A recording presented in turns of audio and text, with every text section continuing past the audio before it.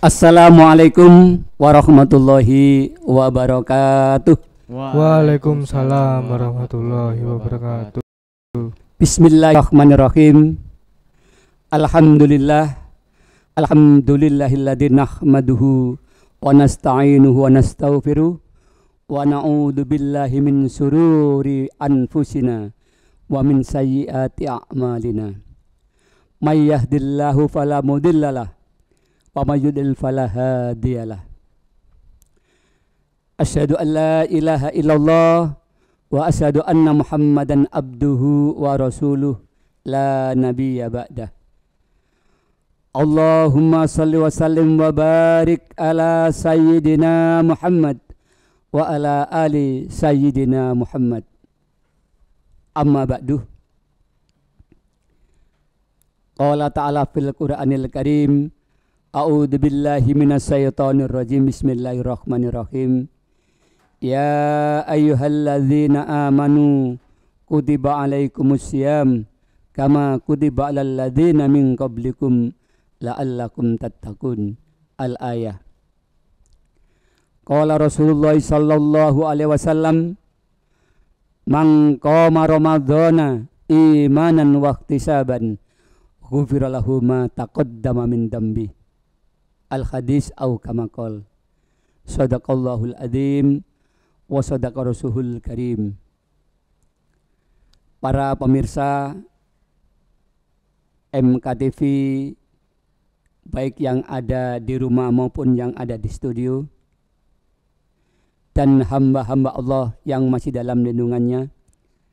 Pertama-tama marilah kita panjatkan bersyukur kita kehadirat Allah Subhanahu wa taala yang sebanyak-banyaknya, di mana di sore hari ini kita masih diberi kesehatan baik jasmani maupun rohani dan kekuatan lahir dan batin oleh Allah Subhanahu wa taala, sehingga kita masih mampu menjalankan ibadah puasa. Mudah-mudahan puasa kita di hari ini bisa diterima oleh Allah Subhanahu wa taala. Amin. Amin ya rabbal alamin.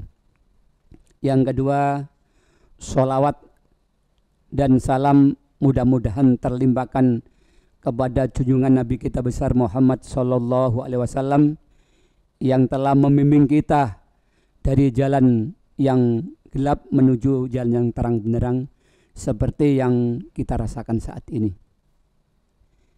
Yang ketiga kalinya berhubungan dengan puasa kita, alhamdulillah kita sudah ada di akhir dari puasa. Mudah-mudahan seluruh puasa, amal ibadah kita yang telah kita kerjakan, mudah-mudahan juga bisa diberi pahala oleh Allah Subhanahu wa taala. Untuk episode kali ini, para pemirsa baik yang ada di rumah maupun yang ada di studio, saya akan membahas tentang amalan sunnah di bulan suci Ramadan, yaitu amalan ibadah iktikaf. Iktikaf itu dikerjakan oleh Rasulullah Shallallahu Alaihi Wasallam itu di akhir dari puasa kita, yaitu 10 hari terakhir dari bulan Ramadan. Itu Rasulullah Shallallahu Alaihi Wasallam beserta keluarganya, beserta para sahabat-sahabatnya melaksanakan iktikaf. Apa sih iktikaf itu? Kalau saya membahas iktikaf di dalam hadis Bulughul Maram di sini, ya, iktikaf itu suatu amalan yang tinggal di masjid guna untuk memperoleh ridha Allah. Jadi iktikaf itu adalah berdiam diri di masjid dengan tujuan untuk mendapatkan ridha Allah. Itu iktikaf. Jadi iktikaf itu berdiam diri di masjid. Itu iktikaf. Ini biasanya dilaksanakan atau diamalkan oleh Rasulullah di akhir dari bulan Ramadan. Biasanya 10. Gitu kan. Soalnya puasa itu kan dibagi 3. awaluhu rahmatun wa ausatuhu maghfiratun wa akhiruhu itqun minan nari. Jadi puasa itu awalnya rahmat 10 hari pertama, 10 hari kedua adalah wa ausatur maghfiratun, ampunan, dan yang ketiga 10 hari terakhir itqun minan nari, pembebasan dari api neraka.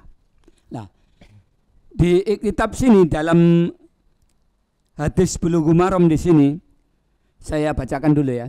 Bismillahirrahmanirrahim.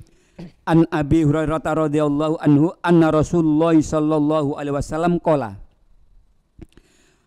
man qama ramadhana imanan wa ihtisaban ghufira lahu ma taqaddama min dhanbi. Ini dasar hukum dari apa? Pelaksanaan iktikaf.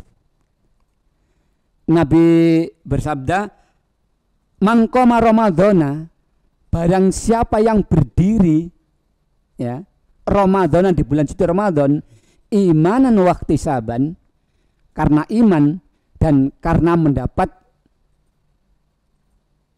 ridho Allah. Nah, maksudnya begitu. Jadi koma itu berdirinya, maksudnya koma itu adalah boleh dikatakan iktikaf boleh, sholat tahajud boleh, sholat hajat boleh, membaca arkan juga boleh. Itu pengertian dari koma. Man koma Ramadhana imanan, barang siapa yang menjalankan iktikaf di bulan suci Ramadan, nah, karena iman waktu saban dan karena perhitungan, karena mendapat ridho Allah, apa kata Allah?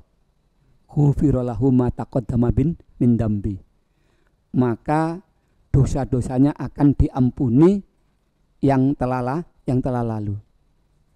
Makanya Rasulullah ini supaya dosa-dosanya Rasulullah itu diampuni oleh Allah, dosa-dosa yang lalu, maka dia menjalankan ibadah sunnah yang bernamakan iktikaf. Itu.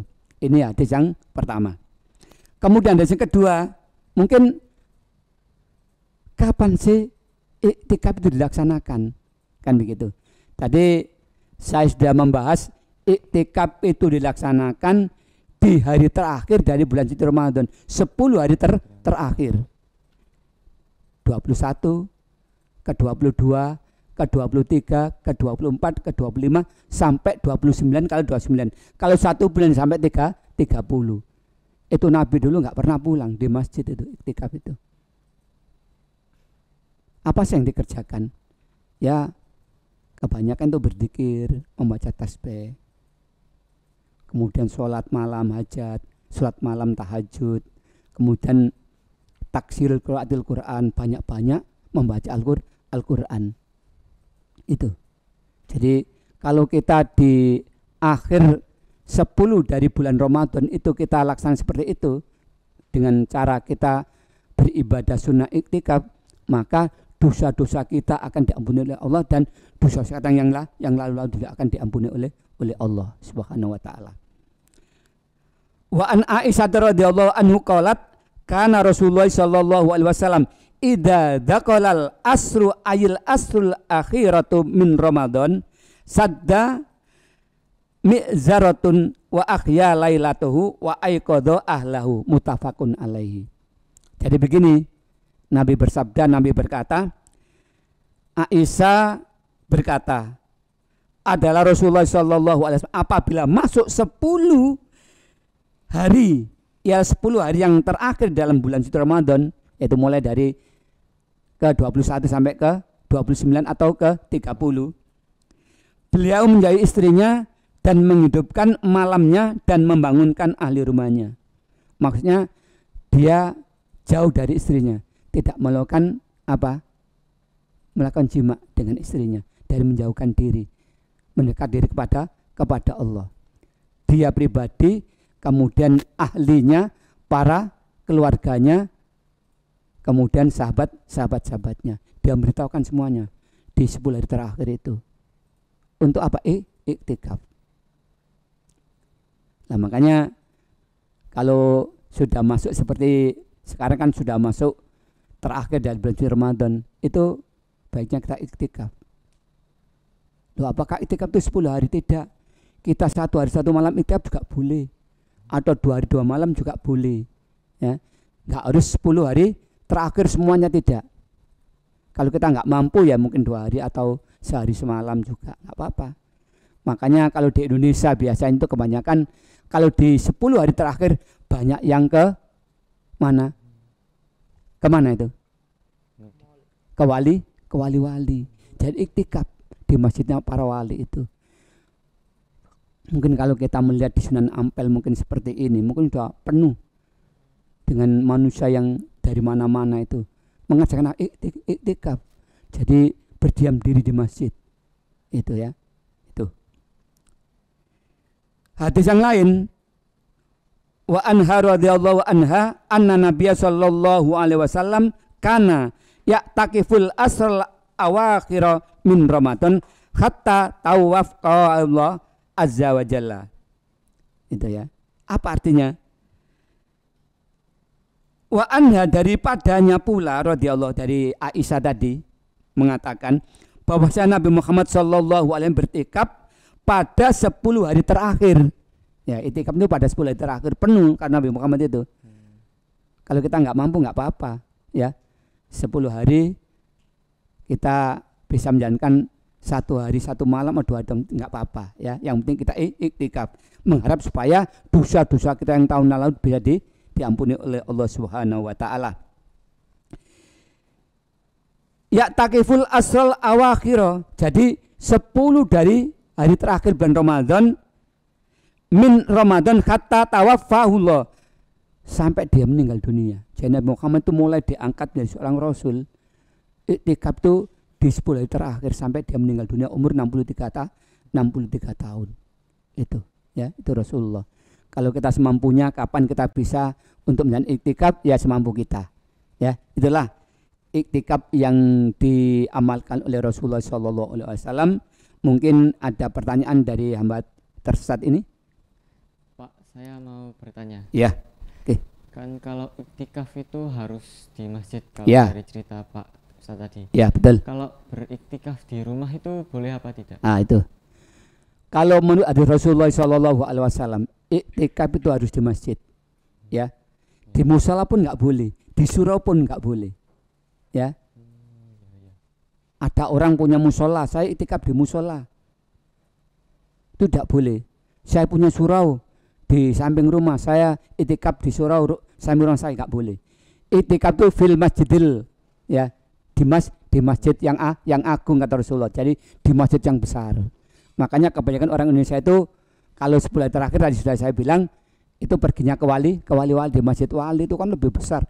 Iktikaf di situ sampai 10 hari itu ya. Jadi iktikaf itu dimulai dari hari yang ke-21. Nabi Muhammad itu mulai iktikaf itu hari ke-21 pada waktu subuh, setelah subuh.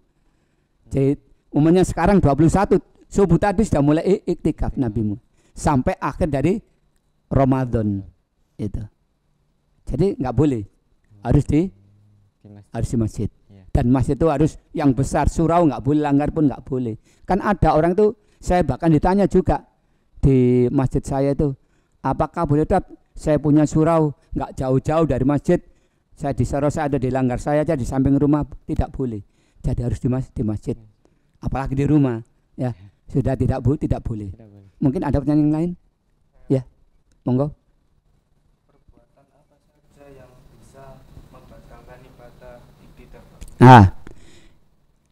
Kan iktikaf itu kan kadang-kadang lama sekali kan, kan 10 hari kan ya, itu.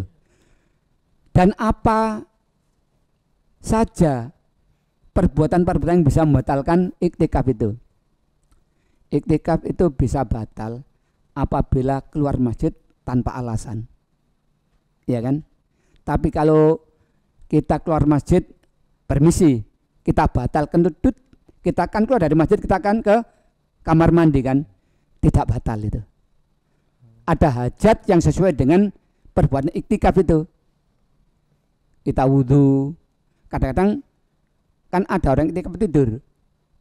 Rasulullah itu bawa bantal, bawa selimut ke masjid untuk iktikaf, boleh, nggak apa-apa. Tidur di masjid pun nggak apa-apa. Otomatis kalau kita tidur terlentang kan batal wudhu kita. Kita wudhu boleh, ya, keluar masjid. Tapi kalau keluar masjid tanpa alasan, nah itu batal. Ya nggak boleh ya. Kemudian yang kedua, di situ kan ada laki-laki perempuan kan. Kemudian kita di situ sama laki perempuan bukan muhrimnya gesek, itu juga batal, bisa membatalkan iktikaf kita. Itu loh ya. Itu. Ya, itu jadi salah satunya adalah keluar masjid tanpa alasan. Yang terpenting maksudnya gitu. Kalau wudhu kan penting kan ya. Iktikaf tanpa wudhu kan batal kita. Itu jadi boleh. Ya permisi aja, ini agak jorok. Mungkin perut kita sakit, kita akan BAB, boleh keluar masjid. Kita BAB, boleh nggak apa-apa. Jadi nggak batal. Itu loh. Tapi ada yang membatalkan yang lain, ada seperti apa itu muntah-muntah di masjid sehingga kita mabuk, itu juga batal. Tapi jarang seperti itu kan. Biasanya kan ada, saya juga pernah melaksanakan iktikaf itu di masjid itu, ada orang yang iktikaf tahu-tahu pusing kepalanya, orang udah tua, akhirnya muntah-muntah mabuk. Ya sudah batal iktikafnya. Ya, lebih baik pulang saja di rumah aja ya. Itu, jadi nggak usah iktikaf lah. Iktikaf pun kan sunnah kan ya. Sunnah itu kan kalau dikerjakan mendapat pahala, kalau ditinggalkan pun nggak apa-apa kan begitu. Itu ya salah satunya. Terus ada lagi yang kalau di kitab Bulughul Maram itu orang yang keluar daripada Islam. Apa keluar daripada Islam itu? Murtad. Itu pun batal. Ya. Terus ada lagi orang yang nifas, haid. Itu di masjid iktikaf haid. Nah itu sudah batal. Wis pulang aja kan begitu kan ya. Itu. Nah, itu salah satunya yang membatalkan iktikaf. Tuh, sudah cukup? Ada yang lain? Dah, saya kira cukup sekian saja. Terima kasih atas segala pertanyaannya. Mudah-mudahan pertanyaan saya bisa menggembirakan kalian dan memuaskan ya kan. Nanti kalau nggak puas, nanti bisa tanya di lain hari. Ya baik, saya kira cukup. Walhidayah wa birridha wal inayah wallahu muwaffiq ila aqwamit thoriq. Wassalamualaikum warahmatullahi wabarakatuh. Waalaikumsalam warahmatullahi wabarakatuh.